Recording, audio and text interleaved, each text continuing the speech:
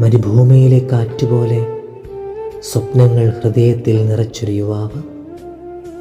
എന്നാൽ സ്വന്തം സഹോദരങ്ങളുടെ മനസ്സിൽ തോന്നിയതായ അസൂയ മൂലം അവൻ്റെ സ്വപ്നങ്ങൾ ഒരു പൊട്ടക്കിണറ്റിലേക്ക് എറിയപ്പെടുന്നു.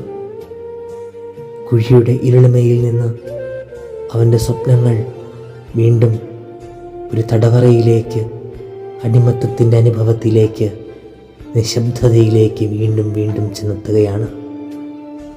ഇതാണോ വിധി എന്നുള്ളതായ അവൻ്റെ ചോദ്യത്തിന് മുമ്പിൽ ഇതാ ദൈവികമായ അനുഗ്രഹത്തിൻ്റെ ദീപം തെളിയുകയാണ്.